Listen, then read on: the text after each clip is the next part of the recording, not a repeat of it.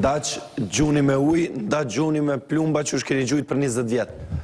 Me çfarë plumba kanë gjujt edhe kënde kanë gjujt? Po, është kjo një tematik për cilën në asnjëherë nuk kam parapëlqyer të diskutoj, po është një fakt në të cilën ka shumë personalitete dhe figura politike që sot nuk janë në jetë për shkak se janë eliminuar fizikisht, edhe janë eliminuar edhe me pluma. Edhe është fakt. Dhe këtë ka bërë kush? Edhe është fakt që gjitha organizatat ndërkombëtare, kredibile, që janë marrë me vlerësimin e sistemit drejtësisë në Kosovë, kanë pas vlerësim për ndërhyrjet e politikës në sistemin e drejtësisë. Edhe barra e përgjegjësisë, duke mos përjashtu potencialisht edhe të tjerë, pashmangshëm që në radhë parë bie mbi Partinë Demokratike të Kosovës, e cila në intervalin kohor, përderisa do thotë po flasëm kur ka ndodhur një numër i madh i këtyne edhe eliminimeve fizike, do thotë kanë qenë në qeverisje, edhe nuk është mundësu zbardhja aty. Kështu që unë patjetër që thjesht e shoh që është një lloj asaj që quhet në anglisht affiliated, qoftë në formë direkte apo indirekte, apo në aspektin e parandalimit të zbardhjeve të krimeve të pas luftës që ka ndodhur në Kosovë. Zoti Peci, që PDK vetëm një mandat ka qeverisë pa LDK-n. Pra, gjatë gjithë kohës, PDK-ja ka qeverisë... PDK-s në studio, veç të qartësojmë këta. Ka qeverisë, jo, e di, po keni qenë... Emërët mirë. Jenat, ku ka qenë pjesë e LDK-s. Gjatë kësaj kohë ka qeverisë... Jo, veç po du me ardhi të kjo. Ka qeverisë bashkë me PDK-n edhe LDK-ja. Keni qenë pjesa e LDK-s në asaj kohë, tash nuk keni. Dhe akuzat të tilla kur bëhen në komisione parlamentare, pra që drejtohet gishti ndaj dikujt për vrasjet ku nuk e dim, nuk ka procese gjyqësore të hapura, nuk ka procese as akuzat ngritura, nuk ka dënime të shqiptuara, pra dhe kur drejtohet gishti ndaj dikujt që keni vrarë për 20 vjet, më duket pak problematike kjo, derisa nuk e dim se po flasim vetëm në aspektin politik, nuk ka diçka qartë, por edhe dyta, unë ndëgjova këtë pjesën e komisionit pak më gjatë, kur ki filluar raportimin dhe aty u duk sikur ju e akuzut deputeten në një farë mënyrë sikur edhe ajo është pjesë e krimit, pembron krimin, në një farë mënyrë si ajo është pjesë e hajnisjo është bo, e tash duke marrë parasysh të kalumen se si raportojnë ministrat në komisione, zakonisht nuk bojnë akuzat e tilla. Nuk e di çka ka ndodhur më herët, sepse kompon media që ka pas një farë, si të themi kështu teoritë ping-pongut mes jush edhe deputetës. Shortun asnjëherë Fatun Pecin. A ke pa ndonjëra?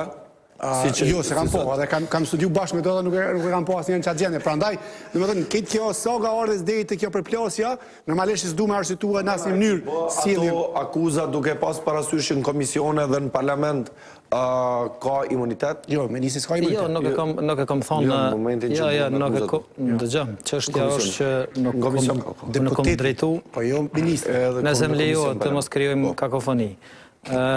Unë nuk kam drejtu, dhe thot, gishtin në një adresë të vetme. E para, e dyta me pasur informacione për zhvillimet e tilla, unë i ndaj ato me organet të rendit edhe ndjekjes.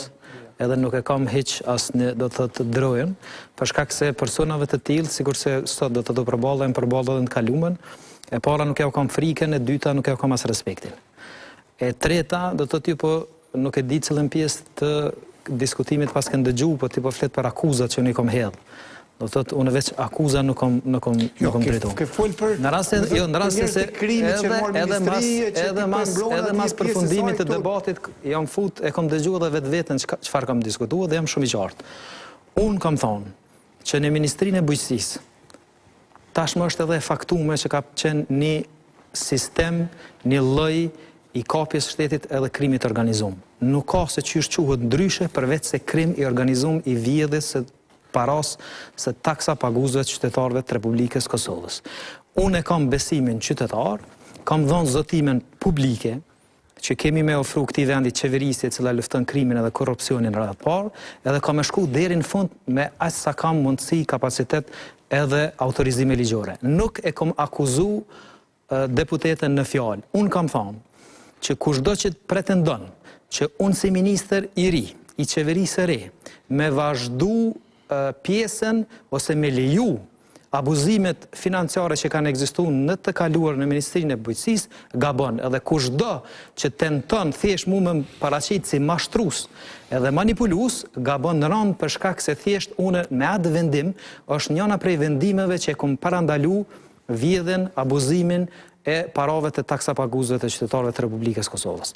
Thjesht shkurt, unë kam thonë që kushdo që bën presion publik, pse është anullu shpallja e dytë e granteve duke ditë rrjedhën e cullin, mënyrën, hartimin e kritereve, mënyrën se si do të thotë kush i ka hartu edhe çfarë forme të cilat kanë qenë praktikat e mënyrës e aplikimit dhe cilat ka qenë ato zyrat për cilët unë po flas, thjesht kushdo që dëshiron me vullnet me qenë prapa këtyre, unë nuk kam se e titullojnë ndryshe përveç se është përfaqësues i krimit edhe zonit atyre të cilët kanë bërë krim në Ministrinë e Bujqësisë. Nuk ka tjetër terminologji më adekuate që duhet mu pasqyru përveç se krim i organizuar.